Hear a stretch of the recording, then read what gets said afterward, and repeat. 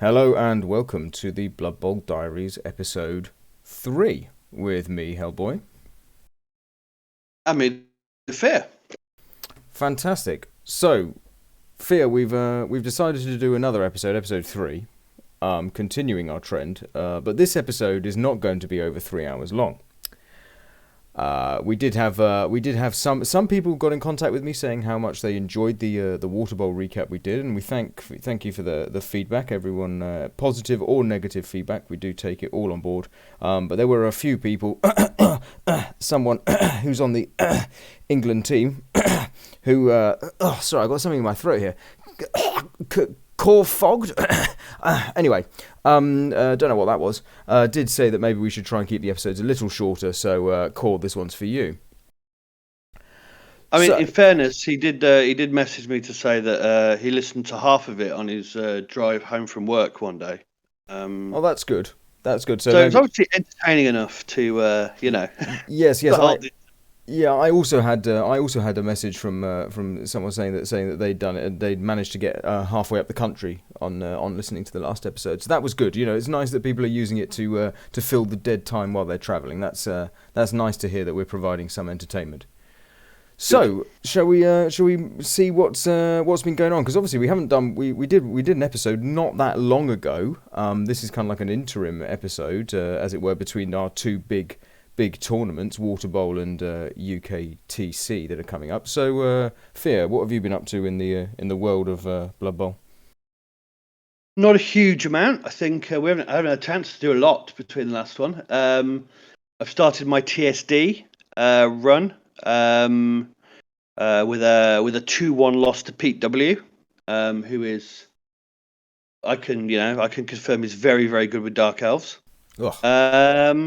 And other than that, I think just getting ready to run another Gauntlet, which is a slightly strange tournament where it's a knockout tournament, but everyone makes 4 rosters and has to play multiple games against the same opponent, but using different rosters. So it's a really fun format actually, and so looking forward to that.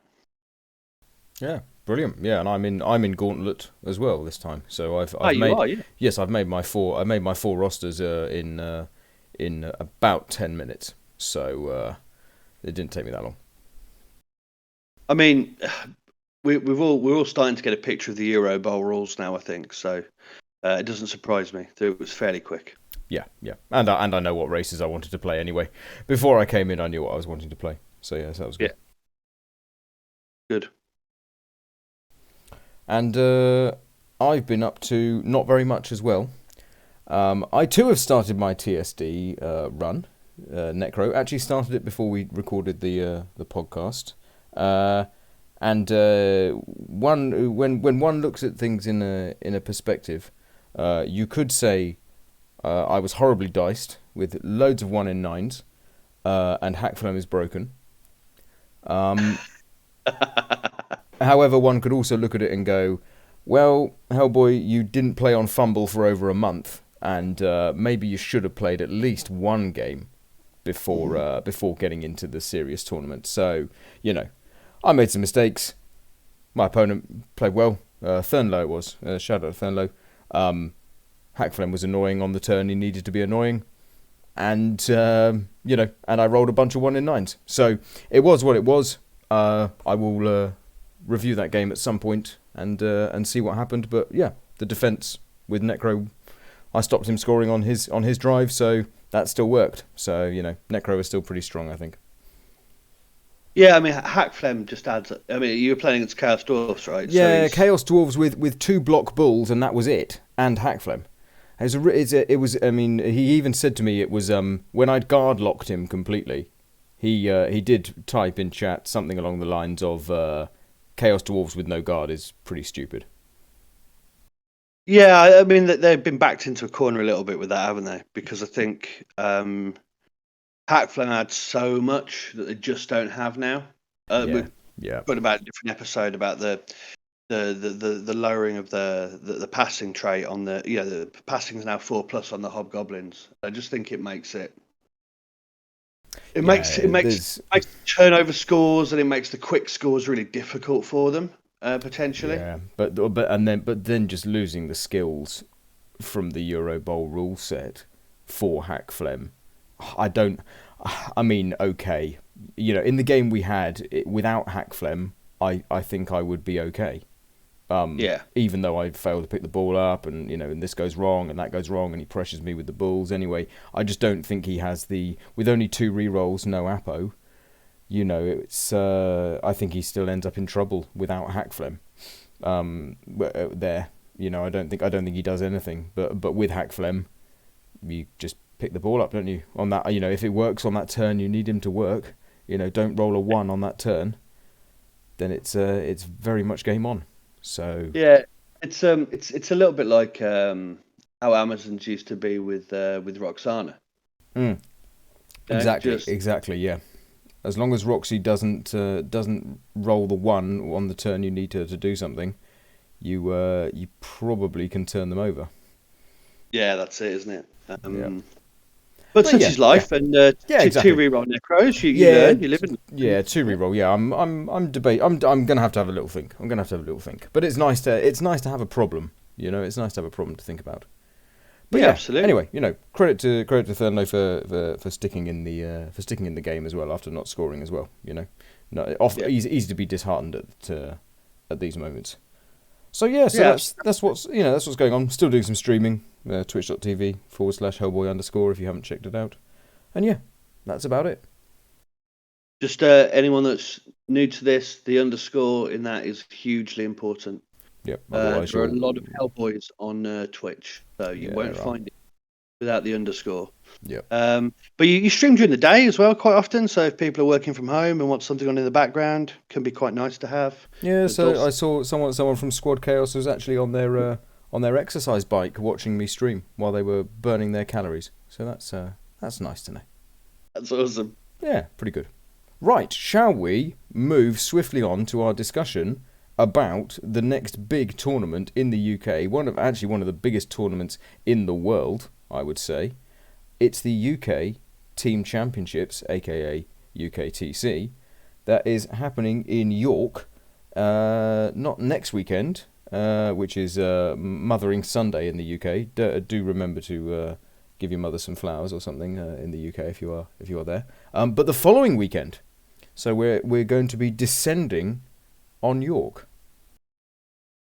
I mean, I think it's badged, and I don't know whether this is still true. I'm not sure, because obviously the NAFC's got significantly elevated numbers, but it was badged as the biggest annual Blood Bowl tournament in the world. In the world, I think, on the basis that obviously Euro Bowl's three years out of 4, but not annual, not quite annual. But yeah, I mean, it's the first weekend tournament I ever went to was this one in 2019, and it's always pretty slick. It always seems to be run pretty well. Bit different this year because they're splitting it across 2 rooms because, again, increased numbers. Big numbers, and nice international presence as always. We're going to have some strong teams from the European countries. A lot of Euro Bowl coaches going to be there, European coaches as well, and then just a bunch of people. There's a load of people coming to play tabletop for the first time who are good coaches from the Blood Bowl 2 scene, from Fumble. We've got people coming in and tasting tabletop. There's going to be some people who are playing there for a bit of a silly fun day, right? Let's not get that wrong. Blood Bowl's about having fun as well. It's not just about taking it super seriously, trying to win the event. But there's going to be a lot of teams in that mid table range, from about the 25% to like the 25 to the 75% range, where anything could happen. There are some really good coaches going to be knocking around at this event. Yeah, I mean, I think it's right. I've heard it said that nobody travels internationally to play Blood Bowl, probably not take it a little bit seriously. And I think there's I think the reigning champions, Althea, are coming potentially with a couple of teams, and I can't remember. And there's a couple of really good French teams coming, and then obviously some great UK players will be there as well. It's it'll be fantastic. It's the international feel of it's always quite interesting. Hearing people shouting out in different languages and seeing the way different people of different nationalities approach the game was quite eye-opening to me. People sort of jumping up and running around the room, screaming in frustration, and then sort of coming back and sitting down and getting ready to play again. And that was just your teammates, wasn't it? So it's hilarious. And people got first of all, I think the second game we played was a Spanish team, and they had like a soundboard, and they were playing sort of loud music every time they did anything that they were particularly happy about. Amazing, real international vibe. Yeah, it's brilliant, really good. Awesome stuff. So before we get into things, let's just say this for now. We're recording this, and the deadline has not been reached yet at the point of recording for coaches to be confirmed with their coach name and NAF number and their race pick. Okay. So I'm saying this now because maybe we should keep things under wraps just a little bit around what our respective teammates may or may not be taking, of course.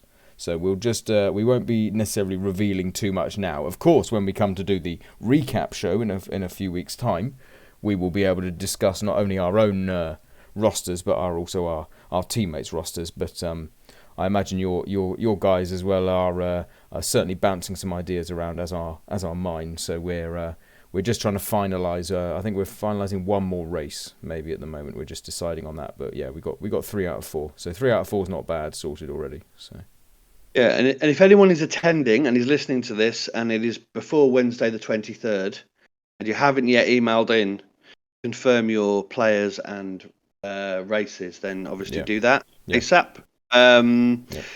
But yeah, I mean, to be honest, I don't know if we're fully decided yet. I think I know what I'm taking. Oh right, okay, yeah. I think you were doing I'm doing high elves for everything. Vampires, wasn't it? No, I'm doing high elves for everything. I don't mind people knowing that. Fair, I think my 3 teammates are all still. Okay, well that's fine. That's fine. Yeah.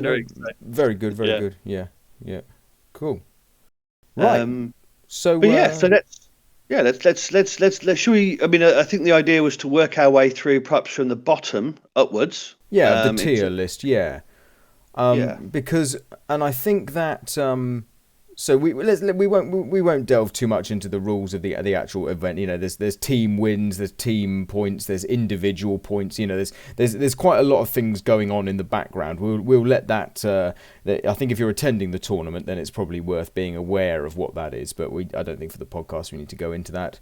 Inducements, though, we see a bigger inducement list than we do for even Euro Bowl. UKTC announced their rules quite early last year. When they announced their new dates, they announced the rules quite early and then did a minor tweak when we saw the FAQ come out at the end of last year. They did a minor tweak to a little bit of things, just adjusting where Underworld was and stuff like that. But they've kept a lot of inducements in. So we've got kegs, bribes, appos. You got a mortuary assistant, plague doctor if you want it, riotous rookies, biased referees are allowed, and of course the halfling master chef. However, the big thing about the UKTC is they've made the decision to not include mercenaries, which is very sensible, of course, but really big, not include star players. What do you think of that, Fleur? Yeah, I think I am increasingly coming to the conclusion that for highly competitive Blood Bowl, if you're going to allow star players, you need to do something really serious to kind of limit their impact. We'll see how the Euro Bowls work out. I think having been to a tournament recently, like Water Bowl, that was very lightly sorry. It had no tiering. You could take different skill packs, but there was no tiering. Yeah.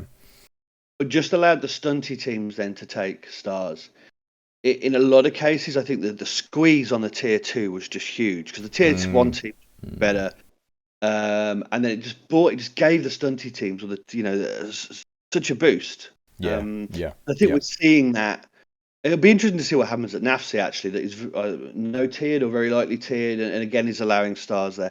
I don't have a problem with it. I think if you're coming to play stunty teams, then you shouldn't feel under any pressure to be competitive. And I think the moment that you can take, I don't know, Morgan Hackflem on a Snotling team, all of a sudden you are going to be competitive, right? So it's And I think just looking at this tier, so we've got 6 tiers, okay, and tier 6 is just your stunties. It's your halfling, goblin, ogre, and snotling teams. Everyone's building to the same goal, to the same 115 gold coins for the rosters, and then you gain additional cash that can be spent in various ways. But that bottom tier, that tier 6, gain an additional 220k of gold to spend, and they have no limit on the number of secondary skills they can take, and they also are the only tier that can access statistical increases.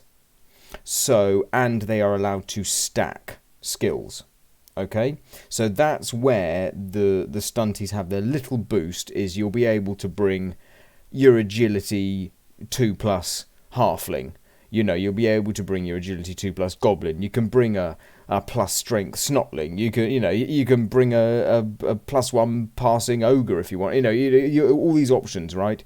And you can bring block trees, block ogres. A block Shorehands ogre if you fancy. But with no star, that feels kind of where the stunties should be in order to be a little competitive. They'll beat some teams. A good coach on a stunty team should beat another coach. If they're not aware of the danger, from the halflings or your snotlings. But they don't. I would be very surprised to see a team in the top 10 that brings a stunty team without a star. Yeah, I mean, I think I'm expecting to see a lot of bribes. I'm expecting maybe the biased ref to be rolled out. I'm expecting to see sneaky git and dirty player, where teams can have it. Certainly the goblins will do that, won't they? Can't remember if you can stack secondary with a primary. I'm not sure. I'll have a look while you talk. Yeah, but I think there's some possibilities to do some things with things like, I don't know. Okay, the stacking, I found it right. Teams who have access to a statistic increases are limited to a maximum of 2 increases per team, so you can only bring 2 agility 2+, right? And players may be only given 1 upgrade. However, if stacking is permitted, which is again the stunties only, then 1 player per team may be given a maximum of 2 upgrades. Yeah. So you would be able to. It looks like you would be able to do 1 dirty player sneaky git, for example. But you can't do an entire team of blodge ogres, for example. No. Thank goodness for that. The other thing that we should mention here is, I mean, the stats cost a fair bit. I mean, strength is 80k, right? Oof. They're fairly in line with, I think, the BB Season 2, BB 2020 league rules. Yeah. The only thing that's different is the secondary skill is only costing 30k rather than 40k. Yeah, we'll come on to that when we get into a little bit more discussion with some of the higher tier teams, I think. But look, tier 6, there's going to be some really interesting and varied stuff. They're probably something that we've not thought of that will catapult somebody to a really good sort of win records for the weekend. Probably. Yeah, and I mean, let's not rule out. A halfling team has always been dangerous. even in the old rule set, your Blood Bowl 2016 rule set, halfling teams were still being able to go 4-1-1, 4-0-2, which in a team tournament, wow, it's you can start to make some damage, Yeah, it's great. That is. Yeah. So but I would as I say, I don't think we'll see any of the teams who are going there, very seriously, bringing a stunty race in their squad, I would say. Yeah, it just looks a little too difficult, doesn't it? Yeah, for sure. Or a little too dice dependent. Yeah, whichever way you want to look at it, really, isn't it? However, if you are one of those coaches bringing a tier 6 team, then very best of luck to you. You will beat someone for sure. Like, not people can't play against these things, And when you have enough snotlings on the pitch and they're just not removing them, then you can just stand in the way, can't you? So. Well, I mean, this is the thing, isn't it? I mean, we should mention this. There's a guy in Fumble called Malmere who is a very good snotling coach. And in Thrudball recently, I think he went 501 with snotlings. And I don't believe he was using any of the stars. I think it was just a pure snotling team. So, wow. It's possible. But sadly, I don't think he's coming to UKTC this year. That is a shame. I think he's passed. See if someone else can carry the torch for tier 6. Be Indeed. Great to see.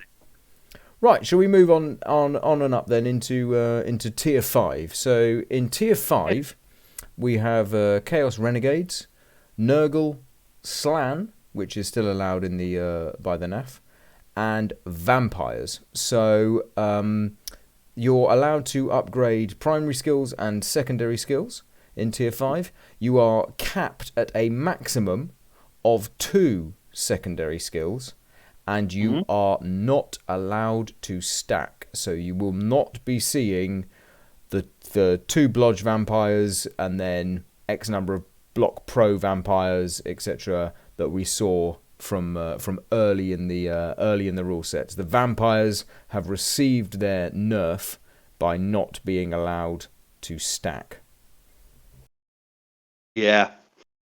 Well, you've got 190k to spend on these upgrades, right? So yeah, if you're just thinking about skills, essentially, then you're looking at what's that? 9 skills, one of which could be a secondary. Yeah. Or you can forfeit a skill and take 2 secondary, which for I'm trying to think. Maybe your renegades, maybe having some 2 big guys with block might be a way to do it.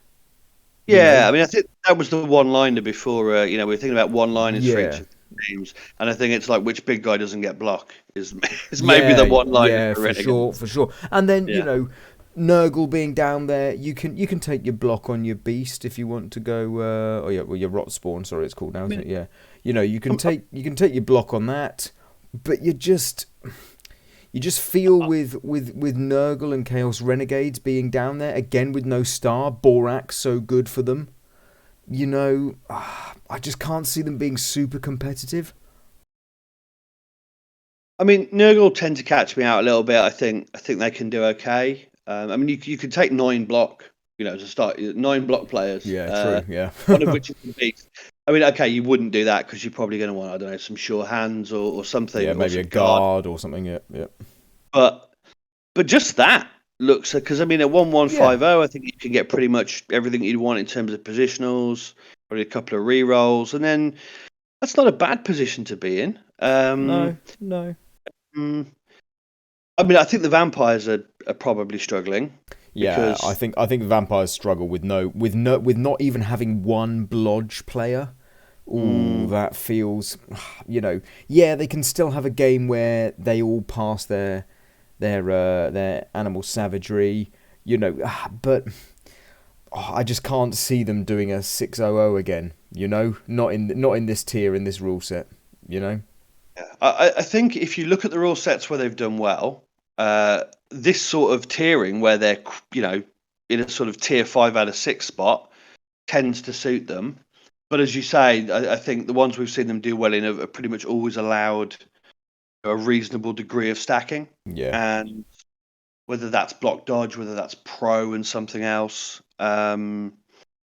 It's not there this time, so I think they're probably gonna struggle. Or at least I don't see a way to make them work. Not that I'm any kind of vampire coach. I'm sure. I think Fatboy Slimming's going. So I would not take a bet with anyone to say is Fatboy Slimming bringing vampires, because if anyone can make them work, that man can.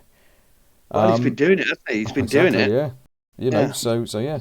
And then the last one in that tier 5 is Slan, and I think they're just so dicey.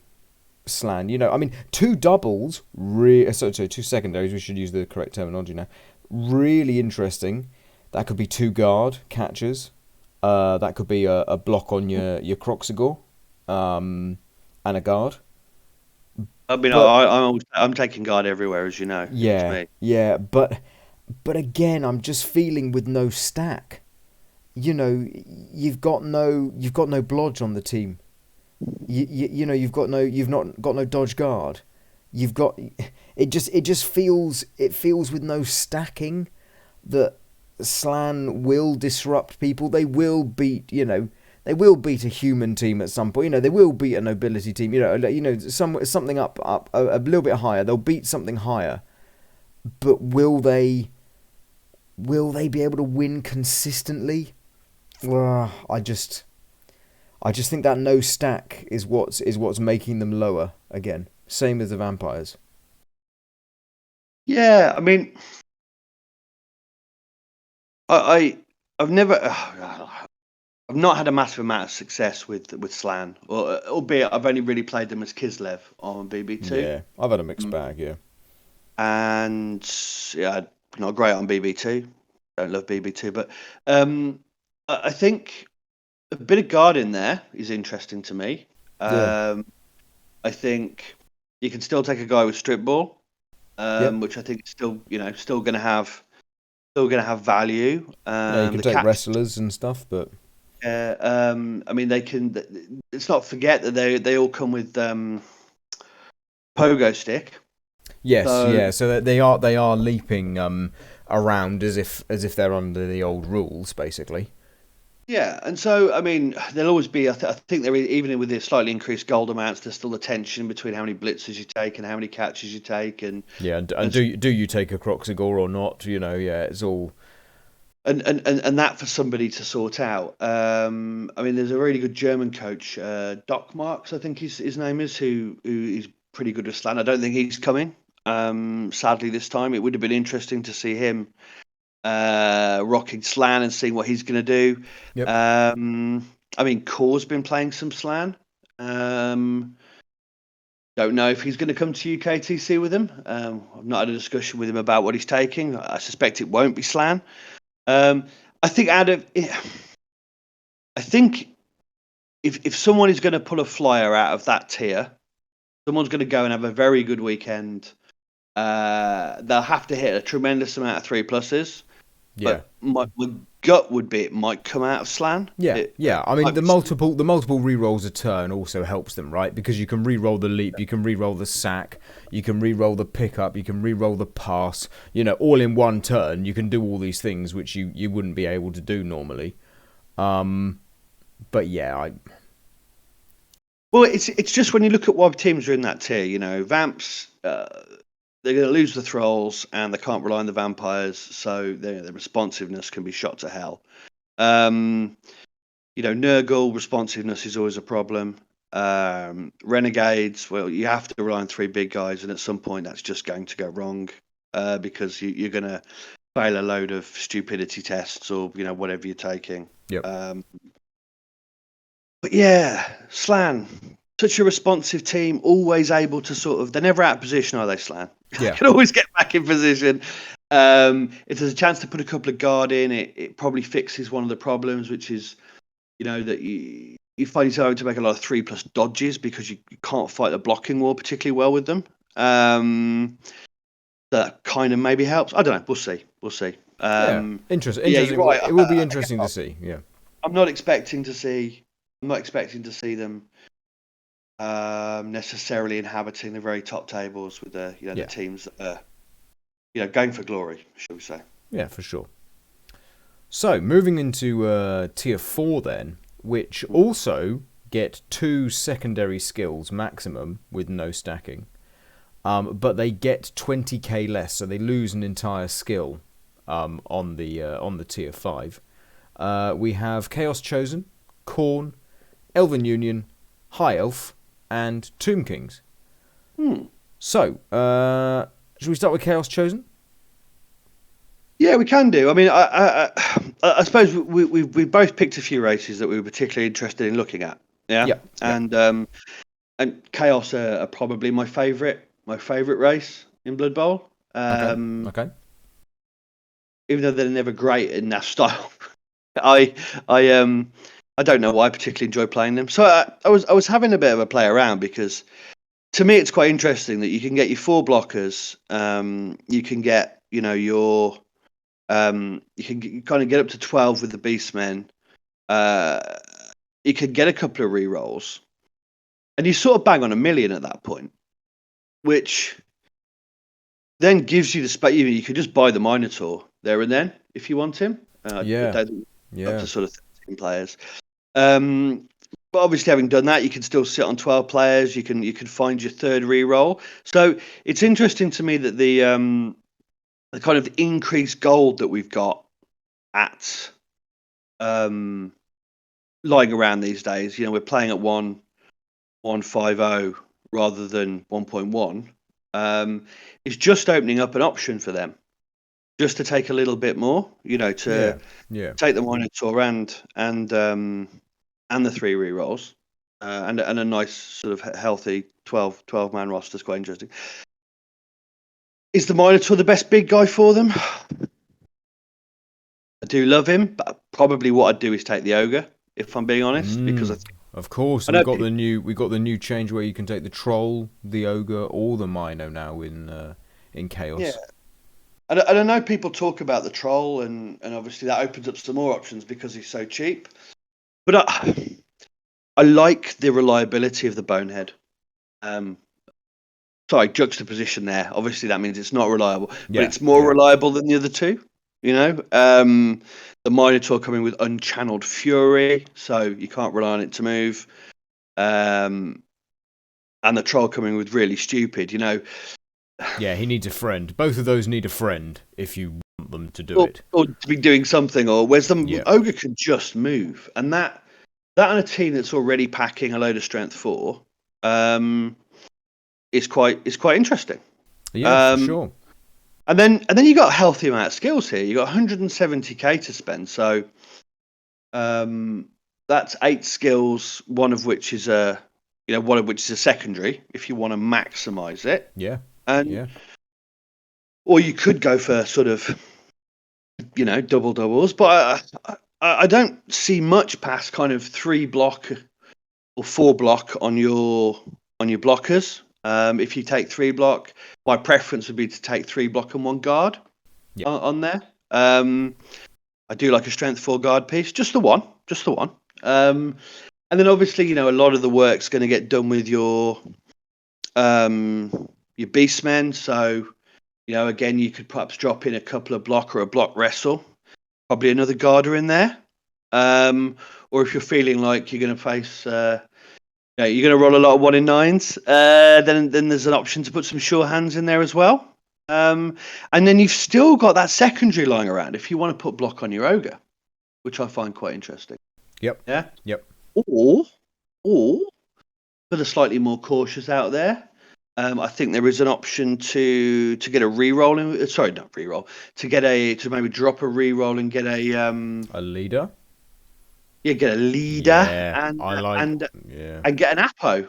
Yeah, I do like that. And I think that's something that we may well start to see in a fair few races as people learn the meta and things like this.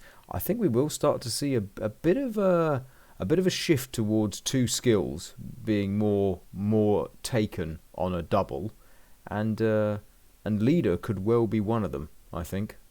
Yeah. I can't see a really compelling reason to take 2 doubles, personally. Yep. And you could put block on your Ogre, Minotaur, Troll, whichever you want to take, and put a leader in there. I just think that 1150 is giving you so much as a Chaos coach now compared to what we had before. Yep.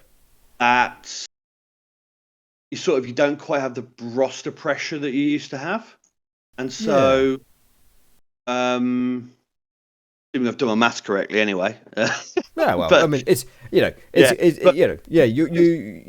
I think what you're saying actually is I'm not going to take Chaos Chosen, right? But just hearing some of those reasons that you've offered there, I can see it being a bit more fun than it used to be in terms of actually being successful. Yeah, I mean, I've always enjoyed them because I prefer Bash. I think I'm on. If I haven't said that on the podcast, I think the fact that Guard is my favourite skill probably gives that away somewhat. Yeah. But what I always liked about Chaos as opposed to some of the other Bash teams is the fact you've always got a 2-dice blitz because the beasts having horns, but also that the entire team minus whichever big guy you want to take is age 3+. Yeah, no, it's really okay. You've got movement 5 on some of them, but they can still bail you out if you had to. Yeah, I mean, you think about how much people have been going on about the improvement to the big gun on the Orc team, and he's still not as good as Chaos Warrior. Chaos Blocker, sorry. And do you know what? The amount of times I've scored touchdowns by handing off to the blocker because people just don't seem to see them. As a scoring threat is ridiculous. Yeah, so very true. I think they'll be again. They don't have any passing access particularly. The Beastmen pass on a 4+. I think they'll struggle on short drives. I think the fact that you haven't really got anything that can dodge reliably. They're not going to be hyper competitive. But I think there's some. I think there's interesting options there around. Which big guy you take. What else that opens up for you. And then really, a chance to play around with 3 or 4 skills and see what works best. I think they could be interesting this weekend. I will look out for the Chaos Chosen coaches. Very good. And see what they take. Yeah, see how they go. Yeah. Awesome. Right, now you've got 2 races in this tier that you're looking at, and I've only got 1, so I'm going to jump over now and do my one. Because it brings it quite nicely onto one of the things I think we need to talk about. So I've been interested in Tomb Kings. Obviously, Tomb Kings, yeah. They took a... hang on, guys. If anyone needs a nap, now's the time while Hellboy's talking about Tomb Kings. or am I being unfair? I think you're being rather unfair actually, because they received a little buff, didn't they, with the thick skull. Finally, let me pull up my roster. The thick skull finally being applied to the blitzers. Right. Okay. So Tomb Kings immediately came in with a buff. And also the fact that passing got slightly nerfed, as we've heard many times, etc., means that as a purely bash team that's not really throwing the ball unless it's in an absolute dire situation, right? Previously, they already got a buff there, and then the throwers, actually got a buff on the passing, becoming a 3+. So maybe they are now a passing team. So before we even start looking at any rule set, Tomb Kings already received a little bit of a buff, I think. That's quite interesting. So they're picking the ball up on a 4+ with reroll. Yeah. With the throw rars, but you can now pass on a 3+. Yes. That's interesting because that's as good as Dark Elves in terms of the actual pass. Oh God. Right, enough of that. We'll get letters of complaint if we carry on about how bad Dark Elf passing has become. But yes, you're right. Yeah. So they're in the tier where you can get where you can get 2 doubles. So some people are immediately thinking, well, I'll take 2 block Tomb Guardians then. And that's quite scary to face, right? You know? Yeah. No nega trait on these guys. You know.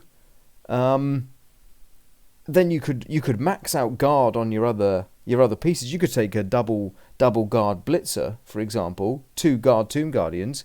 You start sandwiching the guard in, and all of a sudden it's okay. Well, red dice my strength 5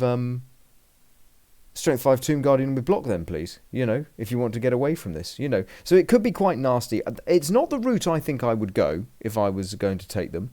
I think I still really like the 4 guard Tomb Guardian.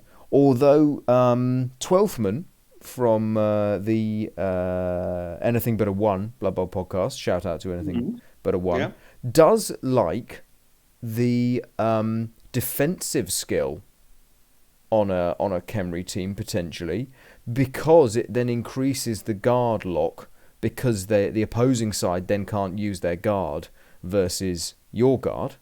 So he was interested in that maybe as a double. I don't see it myself personally, but there is another option there. So these doubles start offering you different options, and of course the major double is not guard on a skeleton. It's sneaky git. Ooh. So the Tomb King roster, you can easily go 3 rerolls, 13 players. One of them takes sneaky git. Really interesting. Because are you losing out on very much? No, not really. Because you can still get your skills. Because you can't stack, so you can't go Mighty Blow Tackle Blitzra like you can in other rule sets. For example, Euro Bowl. I don't think we're going to see many sneaky git skeletons, because at the cost of the secondary, you can stack on a player, and Tomb Kings are one of those teams where I think you need a Mighty Blow Tackle, right? Because you are just in such trouble if you don't pick the ball up on the 75%. That 4+, if you fail that 4+ versus an elf team, you need the Mighty Blow Tackle guy back there with the ball carrier, ready to punch the living daylight out of whatever's running towards you. Yeah? When they're sending blodgers through. Yeah. But with no stack, all of a sudden, the double appears. Now, guard, in the new rule set, adds to the fouls, assists. So, you bring 5 guard, you got your 4 guard Tomb Guardians, you bring a guard Blitzerer, right? Then you take a Mighty Blow or a Tackle, depending on your preference, whatever you fancy as the other guy, a Block Thrower, and then a sneaky git skeleton. Ooh. And you've got 13 players. Savage. The other thing you can do is you can drop a reroll and go to 15 players. Now, I'm not saying I'd do that, but my God, I wouldn't want to come up against the guy who's got a 15-man Khemri team. Is there a way to work in a bribe somewhere there? Ooh. You know what? Let me just. I've got the team page open. Ooh, no, the bribe doesn't quite fit. Ooh, you could drop a thrower. Ooh, you could drop a thrower and get a bribe in. And 2 rerolls. Ooh, nasty. Yeah. 13 players. 13 players. Okay, you've only got 1 thrower, but he's got block. Ooh, you could even take leader on him instead. Ooh, dirty, isn't it? And with the thick skull being on the team, right, your only thing that doesn't have thick skull is the Tomb Guardians, who are strength 5, and you give them all guard, and they stand there and get in the way. So thick skull, you're more likely to get injured, but you've got regen. You're more likely to get injured than you are KO'd, but you've got regen. So the chances are you're coming back for the next drive anyway. You've got a good odds on coming back, haven't you? You know, glass half full. Yeah. So yeah, you could take a bribe in there as well. And I think that we'll see. I would not be surprised to see. You know, remember we're in a team tournament. Okay, I don't think Tomb Kings lose that many games, but I don't think they necessarily win many games. But the draw is very, very achievable. And let's say in your team, you've maybe got a Skaven coach, some sort of elf, and then, I don't know, orc, Amazon, dwarf, something solid, right? You've got another solid team that can just get a draw for you, bish, bash, bosh, and your Tomb Kings just get a draw, bish, bash, bosh, and sometimes they get that dream matchup and they just bulldoze you. Yeah. Interesting, isn't it? It is interesting. It is. So, yeah, I would not be surprised to see a few Tomb King teams knocking around. And if they bring 5 guard, there's not many teams are going to be able to bring much more than 5 guard and still be competitive. I mean, they're not going to lose at the part of the game that they want to be good at. No. Right? Exactly. You're going to lose when you don't pick the ball up on the 25%, or it's raining and you don't pick the ball up on the coin flip, and all of a sudden your backfield's got 4 gutter runners in it, and oh my God, you failed the pickup again, and now you're 1-0 down on turn 2. Yeah. Yeah. That was always their problem. But the bits, as you say, the bits where they're good at, they've got better. Yeah, I think that's right. And I mean, the short drive isn't as unlikely as it used to be now, as you say, with that 3+ pass option. No, it's interesting, isn't it? It is. It's interesting. It is. And yeah.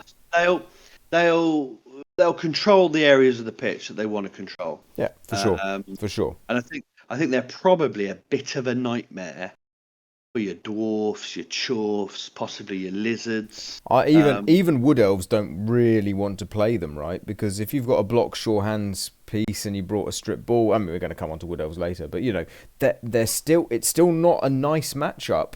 75% of the time, they've got the ball in a cage that's surrounded by guard on a sure hands piece. And now the elves are getting punched. Yeah, and I suppose that's the thing, is that with the sneak you get, you can have a go. You knock a blodger over, well, I'm just going to step on it. Yeah. I mean, it could be. They're still going to be bad at what they're bad at, right? Yeah. The responsiveness. They haven't got any worse. Is my opinion. They haven't got any worse, and I think they've got some exciting options. Yeah. Yeah, it could be interesting. All right, should we move on to your next one? Yeah, well, the new kid on the block, right? Yep. No longer demons. No, just Khorne. Just Khorne. Khorne. Just Khorne. What an interesting team to look at and to play. All that frenzy, the strength 4 pieces, the most violent big guy in the game. Fairly new team. So I think we're still kind of finding our way with it. Yeah, I haven't seen anyone build a roster yet where I've gone, ooh, that's the one. Yeah. But this is the thing, right? Because actually, at 1150 gold, you can get yourself your Bloodspawn, which is your strength 5 frenzy claw mighty blow piece. You can get yourself 4 of your Bloodseekers, who are your strength 4. So your Chaos Warriors, but with frenzy. Yep. I'm told you can get yourself 4 of your Khorne Gore as well. So your Horns Jugs pieces, and you can go out to 12 players with the Bloodborne Marauder lineman. So that's looking quite interesting. That comes with the downside of only being able to take 2 rerolls. Yeah, that's what I was thinking, and no Apo. Yeah, no Apo. I don't think. No. Armor 7. Armor 8+ on the lineman, but the rest of it is okay. Yeah, okay. So you can go to 12. But there's no rerolls.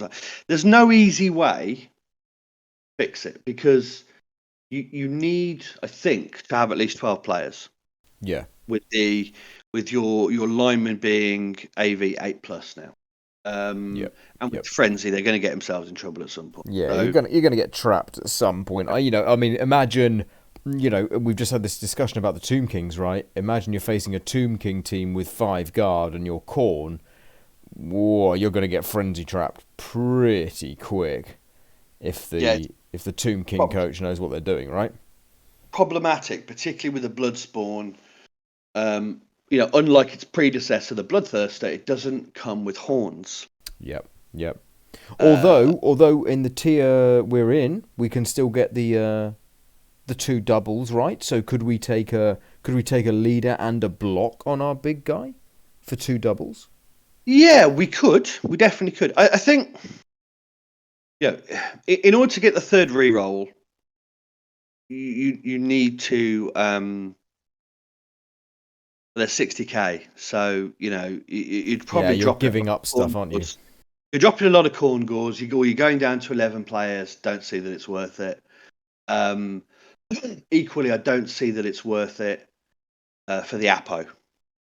Because again, you're dropping Khorne Gauls, or you're dropping down to 11 players or something like that. Yeah. And the Apo's no longer a 50-50 shout, right? Exactly. This is something which I was talking to someone about Water Bowl. Forgive me if you're listening to the podcast. I can't remember who it was I was talking to about it. But we were discussing the fact that now in a fouling meta as well, with your sneaky git being so prolific, right? You got this situation where you can't really be bringing 11-player rosters, and your Apo's not 50-50 anymore.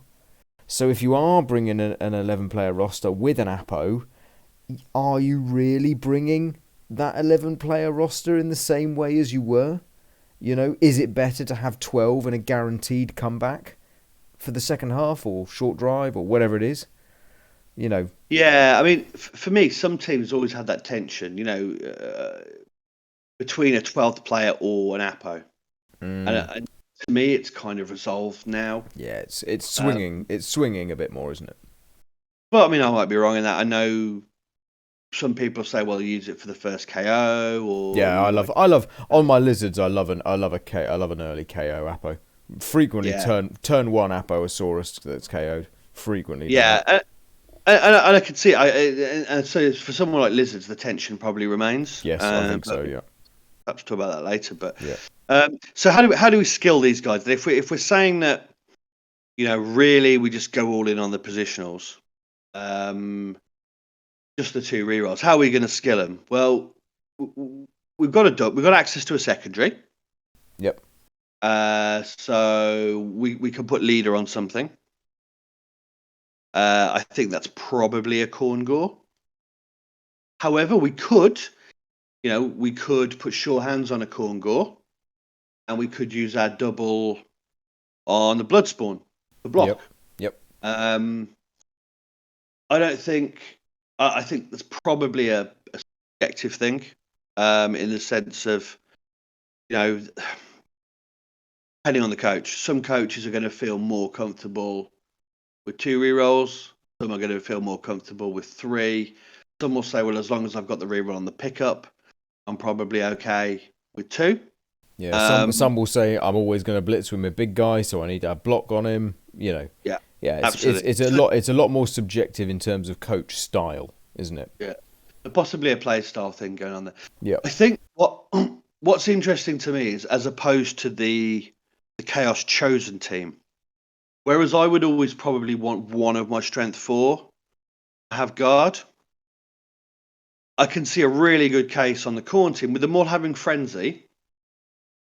So, you're always going to have to throw that second block. I could see a really good case for just blocking all 4 of the Bloodseekers. Yeah. I think if you're going to, with big uns and stuff in the Orc team, we're going to come on to that later because Orcs are one that I'm looking at. I think you can still get away with not skilling them, but I think you can't really bring an unskilled strength 4 frenzy piece, because you're going to hit with them at some point, right? And you're just giving yourself a bigger chance to roll a 1 in 9. And if you're so light on rerolls, you're going to have to eat these 1 in 9s potentially. Yeah, I think this is a thing, particularly if you're just rocking 2 rerolls. Yeah. What's interesting about it, right, is because and it's you have the space then to take the guard on the corn gore instead. Yep. And and actually, it's more about the corn gore. It's because they don't have frenzy. They're the one piece that doesn't have frenzy. But secondly, they have Juggernaut built in. Yep. So you can save yourself on that 1 in 9 on the blitz. So you don't necessarily need the block on them, or the wrestle or whatever. I don't know whether I'd still maybe look at a wrestle piece in there on the corn gores. I think they're the interesting ones. I think your blood seekers are gonna get 4 block. Your corn gores, then there's a really strong case for at least 2 guard on them, maybe more. Yep. And then it's whether there's a leader in there, whether there's a sure hands, whether you say, well, I know I've got Juggernaut, but I'm still going to take wrestle, just for that chance to sack a ball carrier maybe, or open a hole. And then the conversation about whether or not you want block on the blood spawn, or if you're going to blitz with him, Juggernaut. Yep. As a primary. Yep. That's what. Oh, my brain's gone dead. Who did I play game 6? Oh, I can see his face. Oh, Vagabond. Thank you. Yes.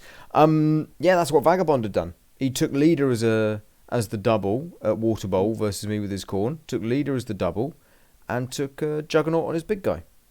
Yeah, worked out fine for him. Got a draw versus Lizards, which is a good result in a team tournament. And because that's the other thing we need to remember, right? This isn't just about individual winning. There are. Yes, there's an individual tournament aspect to UKTC, but a lot of this is about team, And for some of these guys who are eyeing up Euro Bowl, this might be the only time you get a chance to practice your team tactics with some of your teammates, Oh yeah, I mean, look, you can go to UKTC. It's unlikely, but you can go to UKTC and go 0-0-6 for your weekend and end up on the winning team. Yes, highly unlikely, but yes, you can do it. Yes.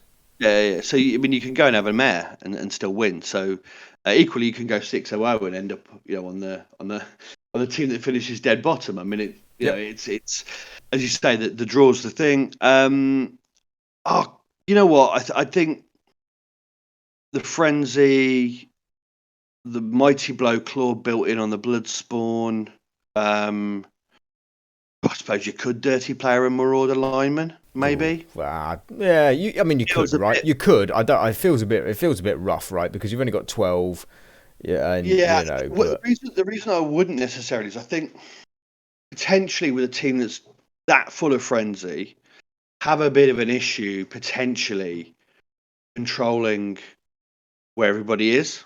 Yeah, and you go down players, you lose assists, and all of a sudden you're going 2 dice into 1, or 1 dice into red, or red into red, and it is, if you lose players, you just can't do what you're trying to do, which is just remove, really, isn't it? So I think big block of players, a lot of block, bit of guard. Something to help the blood spawn. If you're going to take it, it's not really going to move unless you're blitzing with it, right? For sure. So if you want to move it down the field, you're going to have to blitz with it at some point. So it might as well have a skill that's going to help it do that. But yeah, I mean, I'll be really interested to see what people take in the rule set. For sure. I think it could be interesting. Initially, people thought the team wouldn't be that strong. I think they've actually possibly slightly. I haven't looked at Mike's latest table, Sans latest sort of NAF ranking table. But what I will say is, my impression is they've perhaps slightly outperformed expectation. I think some good coaches are playing corn as well, right? Like people are having some fun with it. So there's also that, in the same way as we're maybe seeing snotlings going up as well. It's not just that snotlings are good, it's also good coaches are playing them, or we're maybe not seeing the wood elf skew, where wood elves are the actual impact of how good wood elves was not necessarily always apparent, because often weaker coaches would play them and kind of come unstuck when they're in game 3 after they win the first 2 against lucky opponents. All of a sudden, they go from 2-0-0 and end the tournament 2-1-3 because they suddenly ran into the good coaches, you know? That's right. Yeah. So, yeah, okay. Okay. I mean... So that leaves us Elven Union and High Elves in tier 4. Obviously, there's a guard option, you know, for a double or just a secondary on those.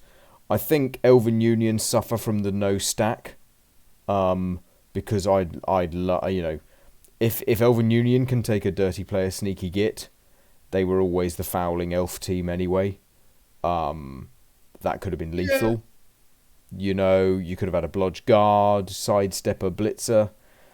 You know, obviously you're bringing high elf, so we can see what build you bring when we talk about it in our recap episode. Can I take 2 guard? Well, you can take 2 guard if you want. Yeah. Tier 4. Yes, you can take 2 guard. Yes, you can take 2 guard. Yeah. I mean, seems likely I'll be doing that then. Oh, there we go. Yeah. But yeah, I mean, Elven Union shot to a bit of prominence, didn't they, towards the back end of BB sort of 2016? Yeah. With Eldril in tow. Yeah. Being nice to keep an Eldril in tow. Yeah. Not there, so that's a problem. Yes, maybe a sneaky git. I don't know. I haven't looked at the roster in depth enough to know whether you can fit a bribe in, but I suspect you can. Yeah, if you can fit Eldril in, you can fit a bribe in, right? So yeah. Yeah. So bribe. But it's what are you giving up again? You know, there's some sacrifices that can get made, isn't there? But I suspect we'll see some. I suspect we'll see some Elven Union. Yeah, I mean, we haven't seen too much of them, right? I don't think they're badly teamed. No. They're in the right sort of space, I think. I'd say the same with High Elves as well, actually. Yeah, High Elves are in a great space tier-wise, so get everything that you want, I think. Yeah, so the thing with Union is just that they're AV 8 plus or whatever, or AV 8 or 7 or whatever we're calling whatever it. You want to call it, yep. In a space where there's, you know, every man and his dog has got sneaky git, and we'll try the +1 foul just for the giggle at the end of the turn, and that it's no cost. There's no danger to doing that, and so the worst thing is you roll a stun and get sent off. So if it's something you need to stun, well, why not? Yeah. Well, you just have a go. Have a crack. People are just having a go, and eventually someone dies, and enough elves from Elven Union used to die anyway. Yeah, exactly. So there we go. In that score, high elves just have that little tiny advantage. Yeah. I suppose. Yeah. And I don't think not having sidestep on the blitzers and not there's a steal on the catch. Yeah. Is really, that. It's not that big a deal, is it? High elves get more out of that trade. Yeah. I'd agree. There we go. Tier 3 then, eh? Right. So tier 3, we now move into a big tier. Okay. Black Orcs, Humans, Nobility, Old World Alliance, Orcs, and Necromantic. They're down to only 1 secondary skill. Again, no stacking. And they're on 150k of additional cash. So that is 7 skills effectively. If one of them, if you just take the skills and one of them is a double secondary, you've got 7 skills there. Yeah, exactly. I mean, I can race. We can race through one of them, right? Old World Alliance, in my opinion. And I know a lot of other people agree with me on this one. I just don't think it's that good, right? Some people, I'm sure there is a coach somewhere in the world that can go, Hellboy, play me versus Old World Alliance with any race and I will beat you consistently. And I'll go, brilliant, let's give it a go, right? But I just don't, I like a lot of races in Blood Bowl, okay? Even if I don't play them, I like them. I like watching other people play them. I like doing, whatever. Old World Alliance just doesn't do it for me, And I just, there's almost too much choice. And then when you look at it, you're like, is there even the right choice? And then, I think Thor did quite well at Water Bowl with a fouling roster and stuff. And, and I played a guy called Brock Dodge. I played his Old World Alliance back at Foul Bowl last year. But it just, it never makes me concerned to face them. And I never sit down against them and go, oh, I'm going to enjoy this game. There's just something about them doesn't really fit. And they, everything got worse in the new, arm bar instead of tackle and whatnot on the dwarf.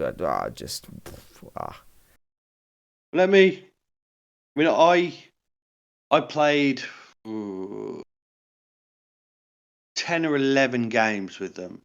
Okay. To win our local tabletop league, the Shropshire Blood Bowl League. Okay, right, league format though. Okay. A progression format, and was unbeaten in doing so. So props to me. Whoop whoop! Big up the fear. Yeah, big up the fear. They're a bag of spanners, mate. Yeah, they are. I played them both pre and post. The change. The dwarves are good at being punched in the face and not dying because they're AV 10 plus and have the goal, and that's about what they're good for. Really. And then just you've got one of everything, and so in a game where sort of responsiveness is kind of the key to the top level. Well, pitch control or responsiveness. Well, pitch control, board control. You don't have any real high strength pieces. You maybe got an ogre or a tree.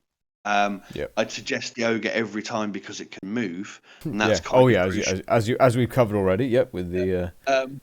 And then after, you're not really going in for pitch control, so you've then got to be looking at something else. But you've got one catcher, but look, it's not a gutter runner like Underworld get. Yeah. It's quick, but it's not Edge 4 like. Yeah. The thing on the Dark Elf on the on the Renegades team. I've seen some really interesting builds with Old World Alliance and all of them use stars. Yeah, exactly. Yeah, it's. If you're not building it around stars, then effectively what you've got is a team that is full of human linemen.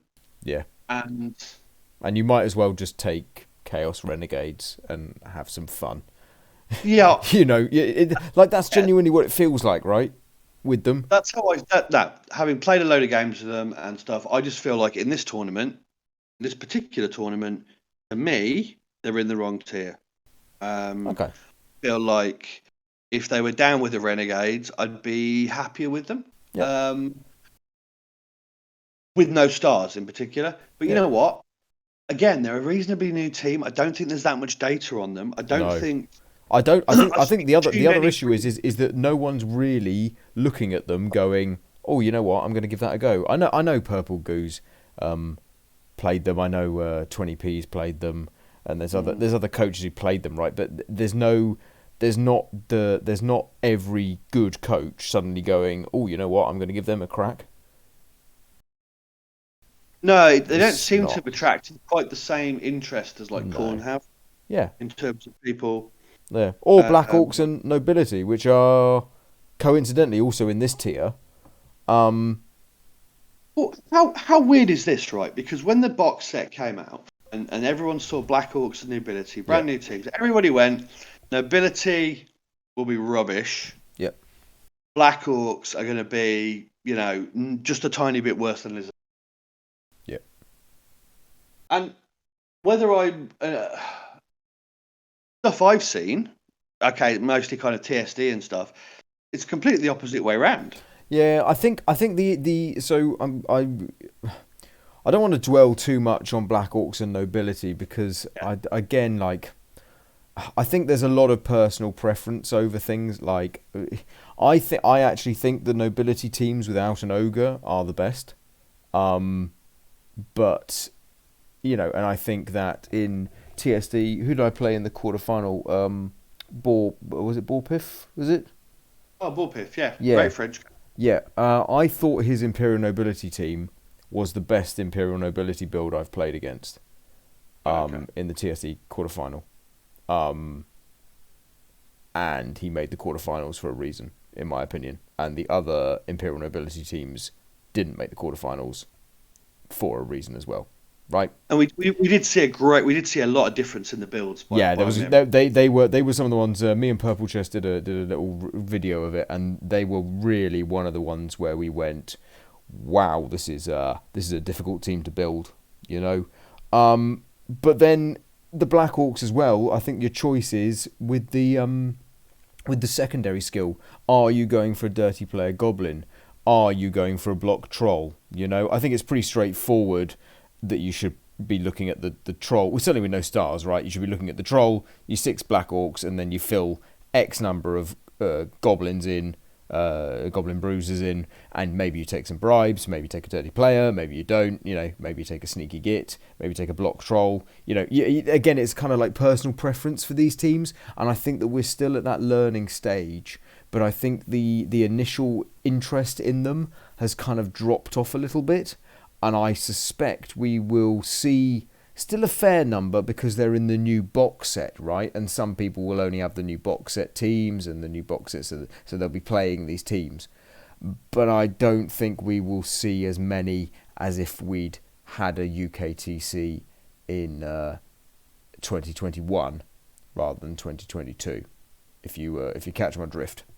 Yeah, no, I do, and I think, I mean, look, I think nobility actually, you know, you were saying on a previous podcast about Necro, you get your 4 guard and you slam 2, or at the right moment you slam 2 stand firm and 2 sidestep guard players into your opponent's. And if it works, what you they're stuffed. Yeah, exactly, well, exactly. So nobility can do pretty much the same thing, except they're slamming 4 stand firm players with guard into their opponent's cage. Yeah. They got wrestle, you know, so maybe they might be lying down, but they're lying down safely and can stand up next turn. But yeah, it's the same thing. It's the same thing. It's creating a problem. You can't push it. And then the fend as well makes it hard to push clear. And so I view them actually a little bit like Necro. And you I'd agree, as a very strong defensive team. Yep. Yeah, but on the offense, I've played against Imperial Nobility several times now, and their offense has just fallen apart on all bar one occasion. And the one occasion where it didn't was a game where I managed to roll 5 snakes as Dark Elves. That doesn't help anyone, right? But that was the only time the offense didn't fall apart, and even then I still had chances. And I think with no access to Griff, you just don't have like a superhuman element to it, right? And I think we'll probably then. I feel a little bit more positive about them.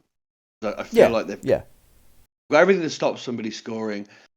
In a similar kind of vein to Necro, actually potentially slightly better than Necro at that because of the fend and so on and so forth, and slightly more quicker play, more speed across the board. I suspect offense is more difficult. Yeah, you can get yourself a blodge player fairly easily, but he's movement 7 versus, you know, Necro. You can get a couple of movement 7 and a couple of movement 8, haven't you? Yeah. And so that probably just makes it teeny bit easier. Oh, and it's harder for them to defend the flanks because you've got frenzy. So yeah, it probably makes it a teeny bit easier to score, which probably gives Necro a bit of an edge, maybe. But I don't know. Yeah. Black Orcs, I just don't see a way. I've seen teams that have mixed tackle, wrestle, and block on the Black Orcs. You can load up on bribes and start. Yeah, you can go. You know, there was a trend of everyone going guard on all of them and stuff. I think it's going to be personal preference. Like really for me, I think we will just see. I don't think Black Orcs are going to perform well at this one, because I think the coaches that would be very good with Black Orcs are going to be bringing a better race to UKTC. I just think that the big issue they have is they're really, really slow. They are so slow. Really slow. If your ball carrier is 2 movement faster than your cage, but your cage can only move at movement 4, you've got a little bit of a problem if the ball goes deep. And so both pitch control and grab and fouling will only get you so far, right? Because removals don't win Blood Bowl games, touchdowns win Blood Bowl games. Yeah. So, well, and removals are dice dependent, right? So the removals exactly. Have got. There we go. Anyway, how do we feel about orcs, humans, and necro then? Well, let's touch briefly. Let's just do a light touch on. Let's do a light touch on necro, okay? Because we're going to be able to go into necro in a little more depth because I'm taking necro. But we'll do that after. We'll do that. We'll talk about that. I know what build I'm taking. I think it's pretty much, if you don't take the build I'm taking, I'd welcome a conversation with you. Let's put it that way. I think no reroll necro. I've heard. Yeah, three reroll necro is the way forward. Yeah. No reroll necro. No reroll necro. Oh god. Oh well. No reroll necro. 16 men could work. Yeah, could. Yeah, especially against high elves with 2 guard. Absolutely. Then human, I think humans are good in this tier. I think there's some interesting stuff here. I think the humans are going to do well. Again, I think there's a lot of coaches that are going to be eyeing up humans for Euro Bowl. There's a lot of interesting builds. We talked about Podfree's build on the Water Bowl episode. If you haven't listened to that, do take a listen to the Water Bowl episode if you're only joining us for the first time here. In short, it was sneaky get on halflings. Yeah, sneaky on halflings, fouling 14 players, really interesting build, really got some mileage there. But also you could just go traditional, You got the blitzers having strength access, the ogre having strength access. You could take a double on the ogre if you want. That was always something fun. You could take a sneaky get catcher here this time. They've got enough that makes them interesting, and then the thrower having the 2+ passing means that you're better than most elves. Scarily enough, isn't it? But there's just options there for humans, and I think this tier is exactly where humans want to be. And with no stars, I think they are in exactly the right tier, in my opinion. Yeah, I mean, very loosely, what were we saying? Seven skills, one's a secondary. So you can do very loosely. You could do your 4 guard, couldn't you, on your blitzers? If you're worried about strip ball, you can take a block on a thrower. You could chuck a double on the ogre. That's 5. You've still got 2 left. You can blodge a catcher. I'd sneaky get the catcher in the current meta. You can guard a catcher. Imagine you could find a bribe in a human roster. You could find a bribe. Yeah, if you're willing to go 2 rerolls, you will be able to for sure. Well, then that last skill can be leader on the thrower, maybe, and then Yeah, and the other thing is, well, with the halflings, you can get the cheap 12th player or 11th and 12th player as halflings, and that gives you more freedom with the build. So yeah, I think we'll see some interesting human ones, but orcs is really where I'm interested again. And I've done a little bit of work on the orcs. We'll just talk about it briefly, and I think I've worked out the roster that I like for orcs in terms of the build. This is against a backdrop of you and I having a slight disagreement in the sense that you sort of talking about the movement increase on the big uns, being a real big kind of buff to the team. Yeah. And me sort of saying, well, actually, from what I've seen, they still basically just lose a lot. Yeah. Exactly. Yeah. And then I think your counter to that was, well, okay, fine, but we haven't seen the necessarily, or you hadn't seen yet a build that you were entirely happy with skills wise. Yeah. And I think that's the point on which we agreed. Yeah, exactly. They're hard to skill. Yeah, so I don't think I found necessarily the right skill thing yet, but I think I found the build that I like the best. No. Okay. So it's the build that I played versus Purple Goo brought to Water Bowl. Your 4 big uns, your 4 blitzers, your troll, 1 lineman, a thrower, and 1 goblin, okay? And then you got 2 rerolls and an apo, and then you pump all your spare cash into coaches, right? To try and win that additional reroll. And I think that's the way to do it, because you've got your roadblock as a troll, but you've also got a goblin, so you can, if you've got the chance to load a sneaky git on him, you can foul with him. If not, you can just bench him and wait, and you've got a 1-turn chance if it all goes wrong. You've got your big uns, you've got your blitzers, you've got your sure hands pickup, so you don't need the third reroll, because what are you using the rerolls for? When it all goes wrong, if you're turn ordering correctly, you should be able to get through with 2 rerolls. And and I think that's the build. Now, obviously, there are other options. Okay, I did play around and mess about with some other builds. You can drop big uns, and you can drop a big un. You can take 4 goblins. You can take a troll. You can do no linemen and goblins. You can take no thrower. You can take 3 rerolls. You can take an apo. There's so many wacky ways to go about it.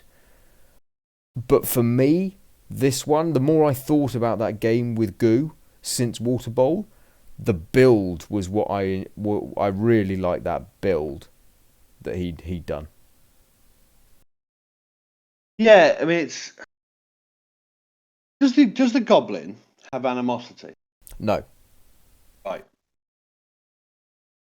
But that's always my first thought. Is like, I'm looking at it going, well, I think I'm carrying with a goblin then. Yeah, could do. Got more pace, and it's got the stunty, so elf screening doesn't stop it scoring, and it can go and hand off to a blitzer if it needs to on turn. So for me, then, if the thrower's in, he's only in there for leader. And that's fine, right? That's fine. So you could take your third reroll with leader. So now we're getting onto the skills bit, right?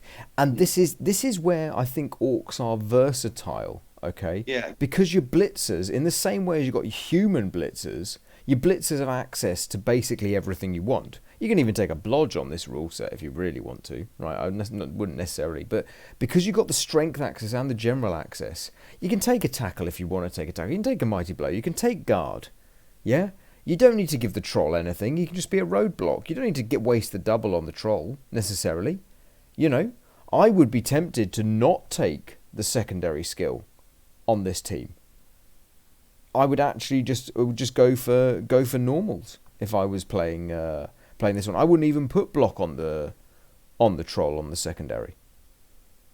And I think, I'm not going to disagree with you, to be honest. Yeah, and I think the other thing as well is that we touched on it earlier with the corn and the with having frenzy, and you kind of need to put a block on them. The big uns do absolutely fine without block, because you're only taking that 1 in 9 chance once, whereas with the frenzy, as you talked about corn, you got the double chance at the 1 in 9. And yeah, I think the way I'm leaning towards this now is you take your 4 blitzer skills, 2 big uns, and then depending on whether you want that leader or you want a sneaky git, you're either going goblin or you're going thrower for the additional skill. Maybe even take block on the thrower, right? But that's where I think the choice comes, and I think you just leave the troll as just a roadblock, just a strength 5 roadblock. And I'm still not convinced about the right skills for any of the orcs, right? I'm probably taking, let's say I was taking orcs, I'm probably taking 2 guard, I'm probably taking a mighty blow on a blitzer.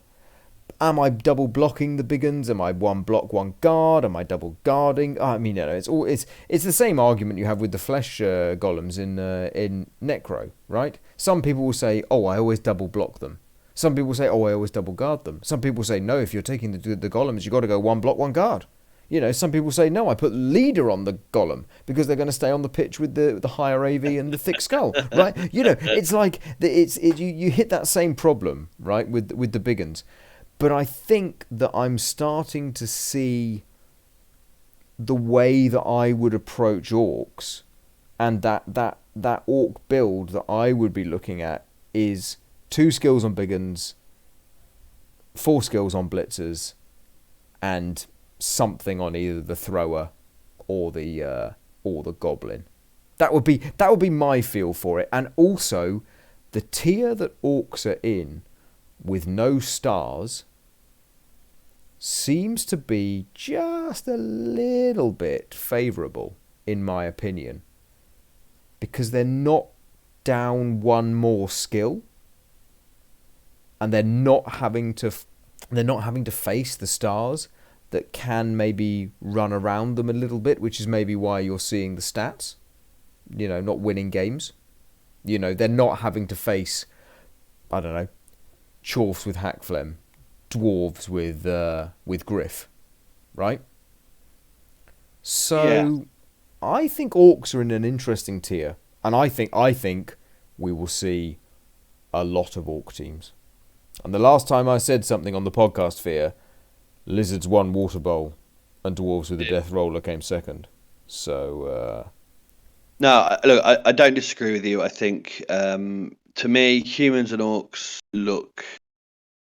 They look juicy, don't they? They look juicy. They look kindly tiered. I mean, I'd be happy. I'm happy with Nobility and Necro in that tier. Yeah. I think Necro fit that tier spot on. Yeah, I think orcs and humans. There's a case for them being wanted. In with the tier 2. Yeah. But then when we move into Black Orcs and OWA, Black Orcs and OWA, I feel quite sorry for. Yeah. No, you're right.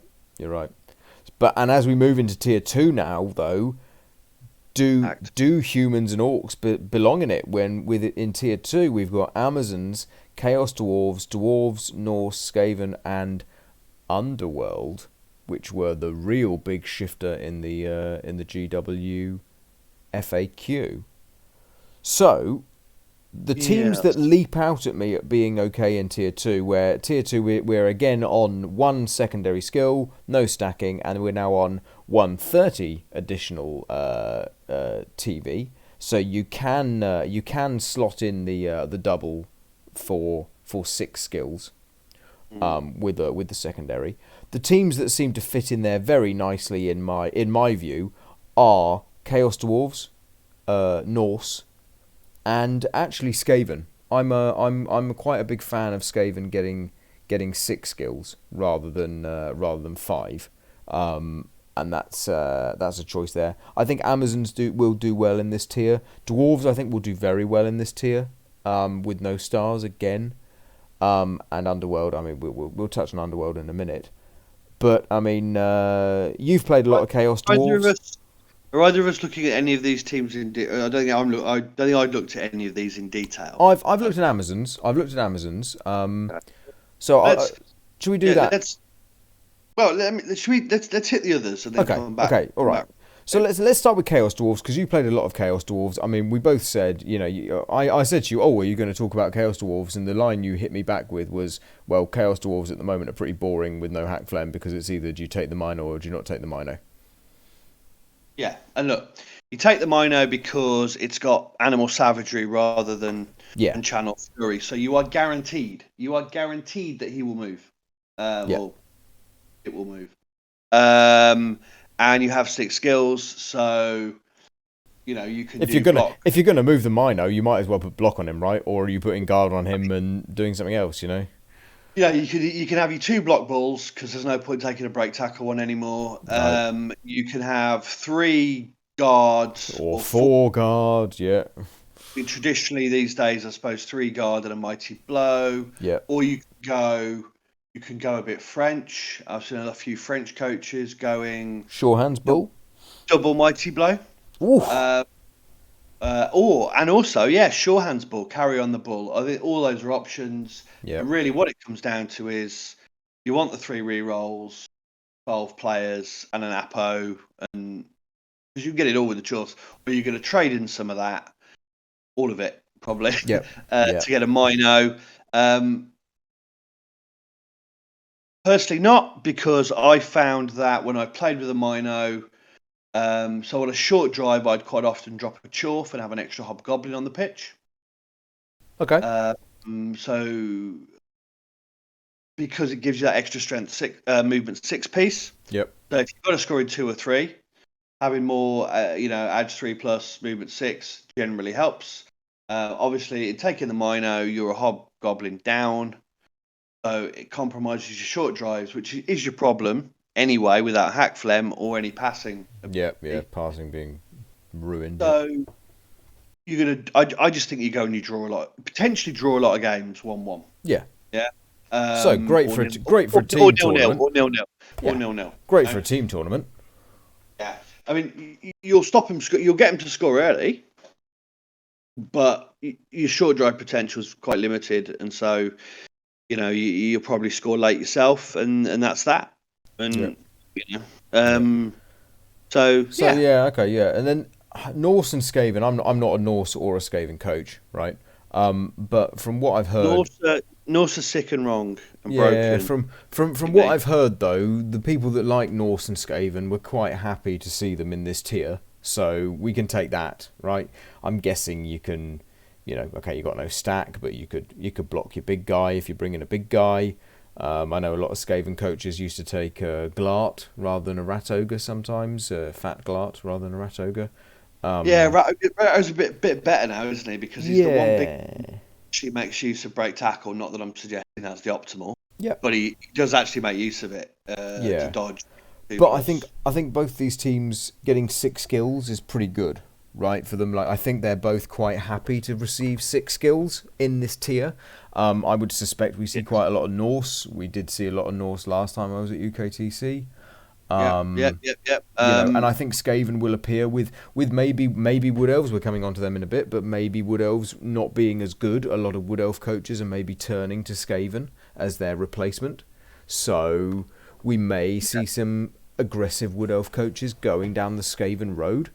But yeah, those two for me seem quite well placed. I think again, are we saying they're favourable? Well, I don't know. I don't think Norse can necessarily go tier 1. Skaven could go tier 1, but I think they've got a good end of the straw, should we say?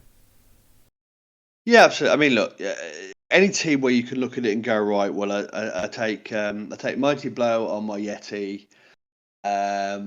One of them's got block, one's got guard or wrestle, depending on how you feel about it. And then I've got 3 more skills to play with.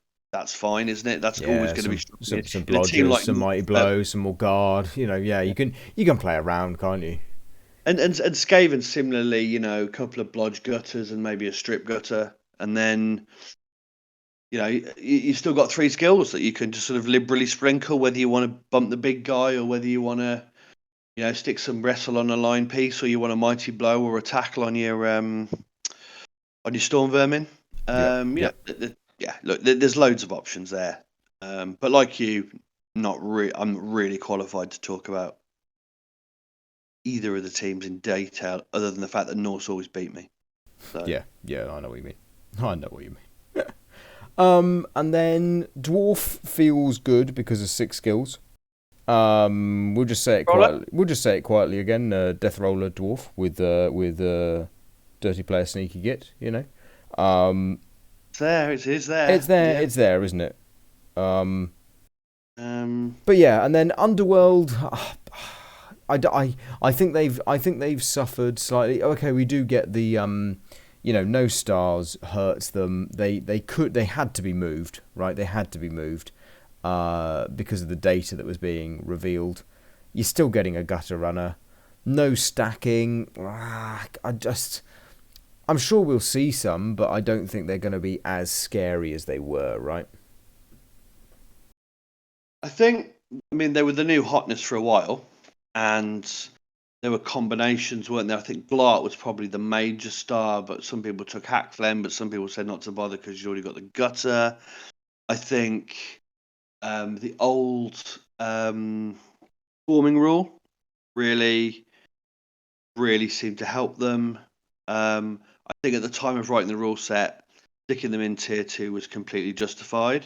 Yep. It remains to be seen how much the lack of stars that are being available and swarming change. Yeah, and I'm looking at them as well going.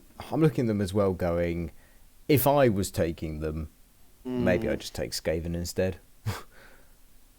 Well, the one thing I will say from one of my teammates at UKTC, a chap called Speeding Bullet, just took them in the Thread Bowl on Fumble, and he'd not really played them before. Yeah. and he, always does this to me. I finished on 4-1-1, but he finished on 4-2-0, so he's always like one half a result better than me. And I think that was still using the old swarming rules though, so that was interesting. But I think just the team with the gutter and the goblins and the snotlings, there's a really responsive element to the team that's quite interesting. But you're trading too much now because you have to basically chuck a couple of goblins to be able to maximise the to maximise your snotlings potential. And then what are you doing? You're just getting more snotlings on the pitch. Yeah, I know. It's not. Yeah, it's not going to do it, is it? Yeah. So I think we'll see less Underworld than we would have done, as I say. Again, we as I said with the Black Orcs and the Imperial Nobility, I think if we'd had this event a year ago, we would have seen a lot of Underworld. Now, not so much. And then that brings us on to then Amazons, the last one left in this one, which is the last one I'm going to talk about, which is last time it ran, you took Amazons and I took Amazons. We took two very different builds. You took Carla, and how did you end up with Carla? What was your record? Remind me your record. Oh well, I mean, if you insist, I was 501. Right, there we go. Okay, so you were 501 with Carla, right? And I went 14 players with no star, and I went 2-3-1. Okay, which, given the fact we're playing in a team tournament, draws are absolutely fine, right? So going 2-3-1, we both have a 1 in the loss column. Okay, you got more in the wins column, which is if the team's going badly, then that's great. But the point was that the Amazons were options for Amazons, right? Now, because neither of us took the most popular roster. No, which was Roxy. Exactly. So I think I was the only Carla. Yeah, I think so. Maybe one more. Yeah, I didn't even consider Carla. Right, I went 14. I didn't even consider Roxy, to be fair. I went 14, and I think 14 Amazons now is the way to do this. And again, the double. Oh, mama. Are we going guard now on the double, the secondary skill, or are we going sneaky git? Wow, we can take sneaky git on a catcher as a primary, or we can take sneaky git as a secondary on a linewoman. Wow, with 14 players, sneaky git's looking good. We can probably squeeze a bribe in there if we're willing to give up a little bit. Drop to 13, maybe drop a reroll. Boom, there's a bribe, right? And you've got 4 guard anyway, because you can bring 4 guard on your blitzers. You could bring a mighty blow instead of a guard if you want to do a little bit of damage. And I just think in a team tournament, Amazons just draw. They are draw machines, Amazons, right? Because last time at UKTC, there was only one game where I set up with less than 11 players on a drive. Yeah. That's amazing. For an AV8 plus team to only have one game where I set up with less than 11 players on a drive. Yeah. Well, wow. I took 13 players, I think. Yeah. I think you can squeeze 13 in, but you were dropping down to 2 rerolls, right? Yeah, and then maybe leadering.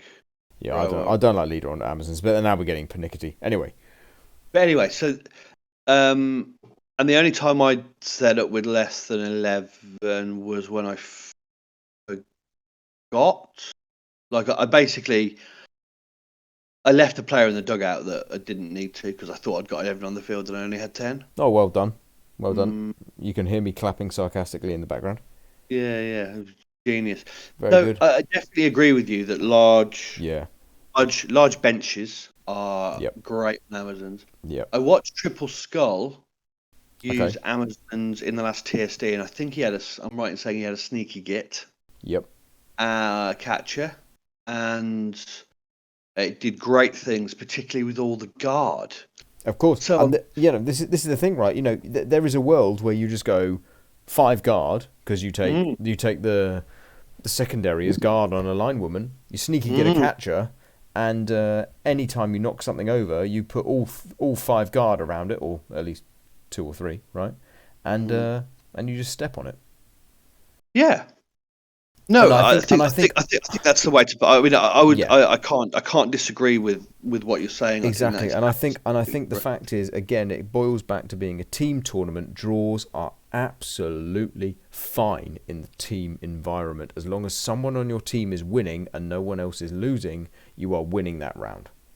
Mm. And Amazons also still have a vaguely reliable 2-turn, even if you don't bring the thrower. It's still doable, right? It's not great without a thrower, and even with a thrower, it's still not great. But it's doable. What's the passing on Amazons now? So On passing normal on Amazons? Amazons on the blitzers, it's a 5+, but on the line women, it's still a 4+. Okay. I mean, look, it's. It is what it is. It is what it is, right? But there's still a chance, is what I'm saying, right? And also, you're probably bringing 3 rerolls. So you've got catch on a catcher anyway, so you can afford to pump a reroll into the pass.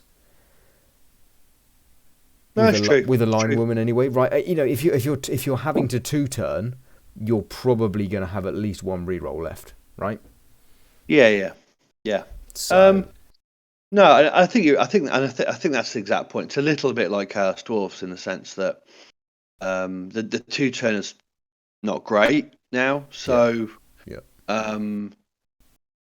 You potentially just draw a lot of games. Yeah. Because you'll there. I always thought with Amazons, I always thought with them that they were a really good defensive team. Anyway, I thought that agreed. Yeah. across the board they dodge better than elves without dodge because they fell 1 in 9 rather than 1 in 6, so you can get yourself back in position quite nicely. Your 4 guard or 5 guard or however you want to build it makes it really difficult for teams like dwarfs to push up against you. Yeah. Because you can just counter them, and then you're quicker than them. So you can stop them at source and then counter their advantage over you. Yeah. Assuming you don't lose the whole team, because that obviously happens. Yeah, exactly. That can happen. But that was always the case. That's what, mate. I can't see. I'd love to know if someone else sees a better way. I think deep bench. Yeah, with no stars. Your only question is whether you want a bribe, and the one that always plagued me: did I want 5 guard or did I want a mighty blow one of the blue? Exactly. And I think Amazons are also going to be quite I can't think of the word now. They're going to be around a lot. Prevalent, that's the word. Right, on to tier 1. Only 5 skills available, and that's if you don't take a secondary. If you take a secondary, you're on 4 skills. No stacking, and we have the 4 powerhouses of old: Dark Elves, Lizardmen, Shambling Undead, and Wood Elves. You're going to be talking about Wood Elves. Let's touch very briefly. We listened to last episode. We talked about the Lizardman build because I took the 12-player build. There is still the 11-player build. We said earlier, I think they still need the Apo. 5 skills. At least 4 of them have to be block, in my opinion, on a Saurus. And I'm not taking a double secondary. I'm not going to 4 skills total on the team. And I think you're either going a 5th block, maybe a wrestle. We saw some people go wrestle at Water Bowl with Saurus. Or tempted by a frenzy instead of tackle, because at least it doesn't render the skill useless if you just face Chaos Dwarves that don't bring any dodge. Maybe then you play Black Orcs that okay, they got dodge on the goblins, but you're really trying to chip the Black Orcs, right? You're not that bothered by the goblins anyway, and you can just hit them with your block pieces, right? Maybe you then play some Tomb Kings. Well, at least a frenzy does something there rather than tackle, which is useless. Your classic dwarf. Nurgle. You play Nurgle next. Well, again, tackle, useless most likely. So there could be some mileage with something like a frenzy, maybe a guard. It's really, you're never taking the secondary. I just can't see you taking the secondary on any of these teams. There's no point. I think for me the question is there a good reason not to take 5 block Saurus? Yeah. If you think the meta is going to be heavily bash, I can see a case for a guard Saurus. Yeah. or even the guard Crocs. Maybe. Yeah, guard crocs. Yeah. I guess people are still used to we're still within a time frame of 2 break tackle Saurus, so people are used to playing 2 But without block. I can't see. No, I just can't. Any... I just can't see it. So for me, the main questions are whether you take the Apo or the extra player. You'd say Apo. Well, no, you can fit both in with 2 rerolls now, right? So. Well, I like 3 rerolls. Yeah, I know. I like 3 rerolls. Yeah, I'd go Apo still, but yeah. And then chameleon skink or not? Yeah, exactly. And these are the questions, right, for lizards now. It's the same questions being asked of lizards, and the same is actually true of dark elves now, right? We're now in the, are you taking runner? No. Are you going 12 and no Apo? Are you going 3? Are you going 3 rerolls? Are you going 2 rerolls Apo 12? Are you going are you taking an assassin maybe for a laugh? Are you going 4 blitzer? Are you going 3 blitzer? Are you going 2 witch? Are you going 1 witch? All these same questions, but dark elves have got a little buff in this one, even though passing did hurt them a bit. But 5 skills on dark elves is absolutely fine. That's how it's been, and they haven't. Dark elves are one of these teams that hasn't changed that much, and I think a lot of people will be bringing dark elves, especially the Euro Bowl level coaches, because if you can play same with undead as well, because if you can play dark elf, lizard, and undead with 5 skills in Euro Bowl, they all get 6. Same with wood elves, right? But in Euro Bowl, they only get better. So yeah. So it's good practice. It's good practice, right? Because if you can play a team with 5 skills, oh my god, you can play that team with 6 skills. Yeah. And look, dark elves are as you say, dark elves are fine with 5 skills. The only question really is whether you're double wrestling. Which is all, one's got block and one's got wrestle. Exactly. And as I say, we may well see some assassins, for a laugh. Well, I mean, we say that. I mean, that we know that there's at least one really strong Italian coach who always takes 2. Who always takes 2. Yes. So I suppose I don't know if Derold is coming. I don't think that he is. But I suppose if he was coming, he'd take 2, and a lot of people would be really confused as he beat them with 2 assassins in the team. So that's what that is. I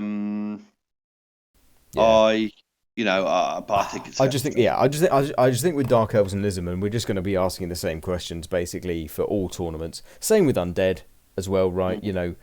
How many guard are you taking? Are you taking a tackle? How many ghouls are you taking? It's all the same questions, right? But the one team which you're going to be talking about now is the one team which has had such negative press, which is still sat in tier 1. Well, are wood elves still worth it, Fear? Well, let me just, before we do that, just pose that one question about undead, right? If you're taking undead, are you taking a block mummy, or are you just going to stick to the 5 skills? I'm sticking to 5. I mean, and that's the only question with undead, right? Yeah. Yeah. Okay. Yeah. Fair. Fair. Yeah. Wood elves. Hit me with wood elves. Right. So look, a couple of years ago, most tournaments you went to, most of the teams, the most played team was always wood elves, and it was, you had to pick your team. If you were using another team, you would often, if you had a close decision on a skill, you would often, tailor it to the fact that you had to be able to do something against wood elves, and we've gone from that position to a position where, I think we went to Water Bowl the other week, and I don't even know if there was a wood elf team there. Oh God, I can't even tell you. No. Well, exactly. We'd have to check. So, and that was in a rule set. There was no tiers. It's sort of the sort of thing that you just think, well, wood elves. it's made for wood elves, right? Yes. Yeah. A few years ago. Have they got as bad as everybody says? Well, clearly not, because we've still seen some good wood elf coaches putting out some great results. They still are movement 7 at worst across the board. They're still edge 2+, apart from the tree. You've still got some movement 8 pieces in there. They still start probably with more dodge. Without adding extra skills. Their basic starting roster is not only the fastest of the elf teams, it's also got the most dodge. So they're just the most responsive. Yeah, they're still solid. Yep. And if we're saying that responsiveness is one of the huge sort of things about being a good team to use in competitive Blood Bowl, they're still the most responsive team. Yep. That's not gone away. The 3+ leap that your War Dancer makes into a typical X cage is now a 4+. Not bad. Still 75% if you put the reroll in, and you can put 2 rerolls in a turn, so you can reroll the sack. Most coaches of other elf teams will play for that 4+ dodge into a cage. Oh, for sure. Or even a 5+, right? Well, exactly. So the fact that 5+ for you is, as a wood elf with a War Dancer, is in fact just a 4+. So right. There's many reasons why they're still more competitive than I think they're being given credit for at the moment. Yeah. The increase in build size, so 1150 versus the 1.1 that we used to play with. What does that give us? Well, it gives us a roster, if we want to, where we can have a tree, 2 War Dancers, all 4 catchers, and a thrower, and then 11 players. Not bad. Do we get one reroll? Do we get one reroll? Then we're leadering and an Apo. Yeah. I'm not sure. I don't think you get the Apo in that. Okay. I think we are right maxed out. But you're starting with 6 players that are movement 8 and have dodge. Yeah, it's not bad, is it? That's pretty good. Obviously, if you take the tree out of that and put in another elf, you can do some things. Yeah, you can get some Apos, some rerolls, some flavor to preference. I've played around on Fumble in Gauntlet, actually the last Gauntlet, with a roster that didn't have the tree, only used 3 catchers, but that allowed me to get out to 12 players. Oof. No Apo, but that's my preference. That's fine. Yep. That was, it didn't concede a touchdown, and it won both the games. It played 2-0, and the people that played were decent players. And I've barely played Wood Elves. So they're still broken, is what you're telling me. Yep. Yeah, that went well. And then, of course, there's the sort of standard build that I suspect you'd expect to see from, I don't know, like a Bad Storm or somebody, fairly similar to kind of pre BB 2020, with sort of a tree and maybe 3 catchers and a thrower. That's pretty standard. And then you're either 2 rerolls or you're 1 reroll and an Apo. An Apo, yeah. And then you're leadering. So, I think the roster actually has quite a lot of variety in it now, probably more so than it had. Yeah, I can see that, yeah. You're eating a 5k increase on each of the War Dancers. But, we're generally speaking, we're getting 50 more K to build with. Yeah, so that's kind of counterbalance that a little bit, yeah. Yeah, so, I'm sorry, and obviously 5k increase on the thrower, so... Yeah. You're paying 15k more, but you've got 50k play with, so you're actually 5k up, which just gives you some nice options. I think definitely something for Wood Elf coaches to play around with. Yeah, sure. And are you still going your strip and tackle War Dancer, and obviously there's leader is always an option, isn't it?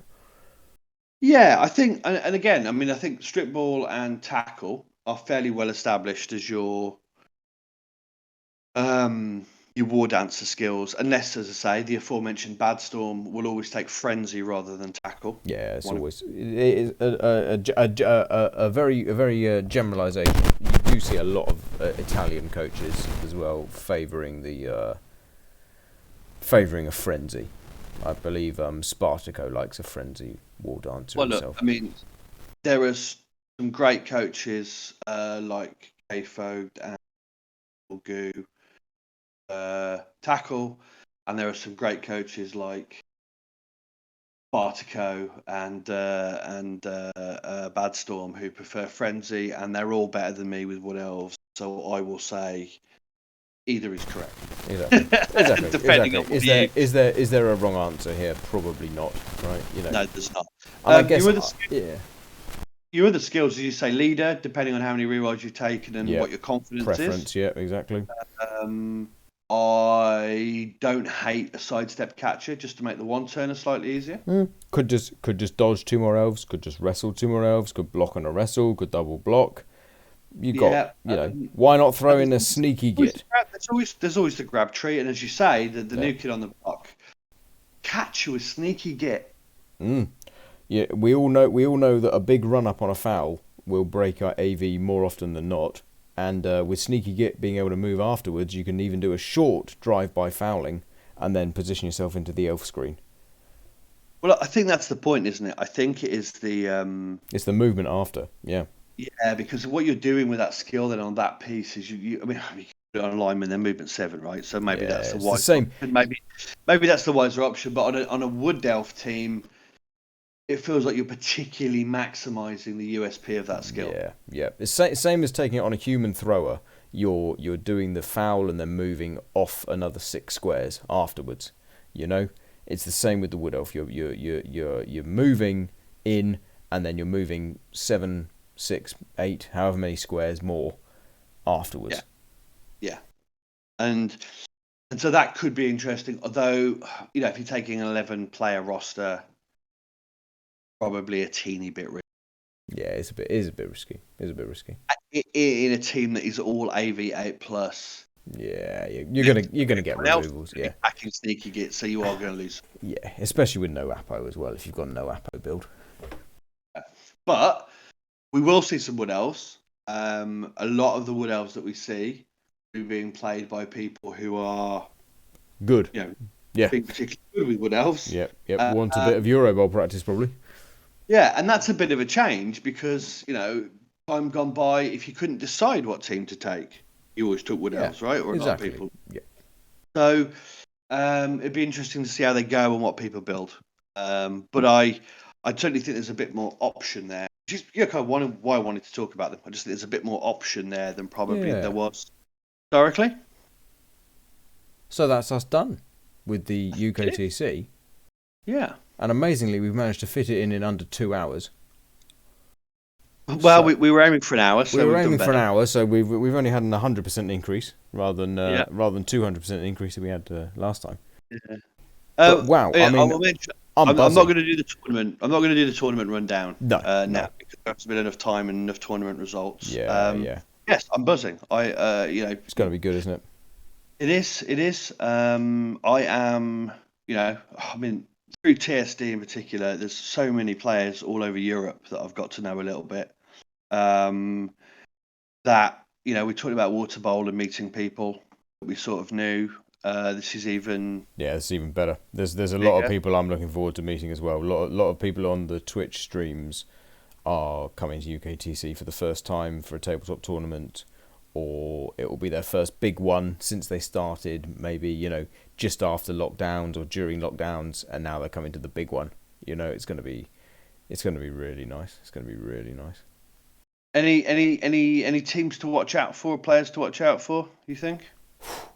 I think anyone who's taking I think any team that has more than three or more people on it that are going to Eurobowl on a national team, like, wow, your Italians, your England. Well, I mean, look, all the President's Men. Yep. I don't think they've got 3 Euroball players, but I mean they've got Joe Manji, they've got Purple Goo, they've got Indigo, and Jim Jiminy seems to be playing. So God, well that's that. I mean that's okay. Only 2 of them are on Eurobowl, but the other 2 could be, right? So I mean Jim Jiminy, for people that don't know, I think was the only player that's ever gone above. Well, I believe he's the only player that's ever gone above 300 on a NAF for NAF ranking at any point. Jesus. Our mate Core's gone pretty power gamey, along with Odds, Podfree, and Nippy Longscar. Solid team there. Yeah, decent. Kings in the northeast with Walker, Stick, Don Vito, and the tournament organizer Pipey. That's pretty. That's pretty good. And Pipey won the tournament that tested this rule set out with Norse, by the way. Norse, yeah. We play. I mean, the team that I played against last time, Lutes Noobs, the Matra Tac, Nick App, Zyko, and the new world number 5, Oliver Dulac, who's on about a.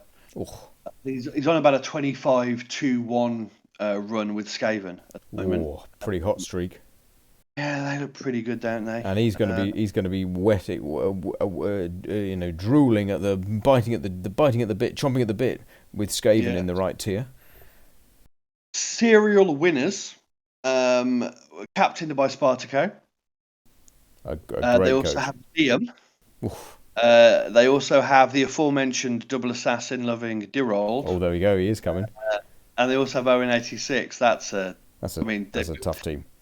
It's the right name, isn't it? Serial winners. I mean, there's a lot of trophies been won. Yep. Been won in there. Yep. And the one, I mean, I don't know if I've missed.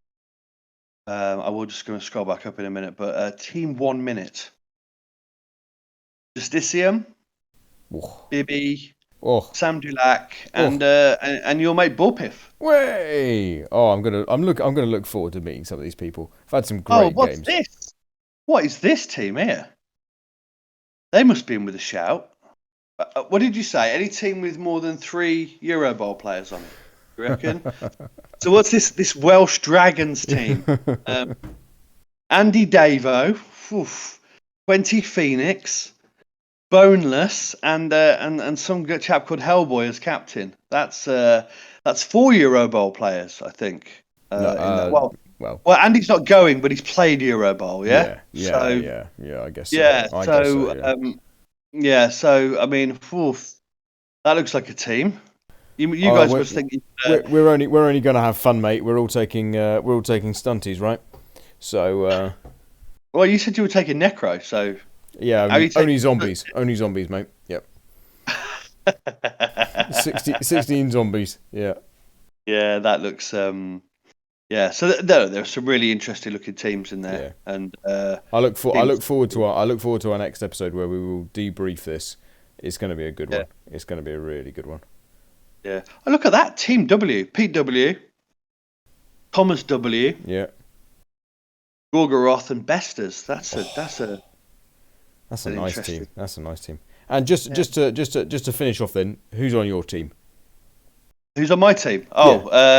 I'm going with 3 guys that I play in the Shropshire Blood Bowl League with. So Speeding Bullet is our captain, Dragonborn, who runs that league, and a chap called Golden Gate.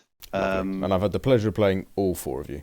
And very, very, very competent coaches. And although those names may not leap out at some of our listeners, if everything falls into place, only one of you needs to win a game every round. And the other 3 just need to draw, right? Well, what I will say is the other 3 played a team tournament at Boarding Brum, sort of local shop in the Midlands, just before Christmas, and they came away with a win. So if they don't come away with a win at UKTC, the change is you. Yes. Ooh, no pressure, mate. Lots and lots of pressure. And I think they've made that quite clear to me. Excellent. Well, I would expect nothing less. Yeah, absolutely. But anyway, right. I will. I'll see you in a couple of weeks, and I will see you at UKTC.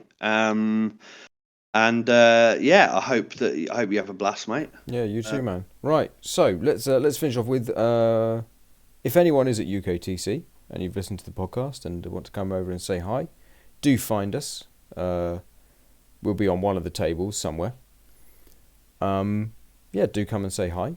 And all feedback is welcome. And if you've played either of us, or if you've been involved in TSD and want to meet the Fear, then please do go over and say hello to him. He's a lovely guy in real life as well as online. And this has been the Blood Bowl Diaries episode 3 with Hellboy and the Fear. And we look forward to gracing your ears with the next episode where we debrief UKTC. Right, bye for now. Bye for now.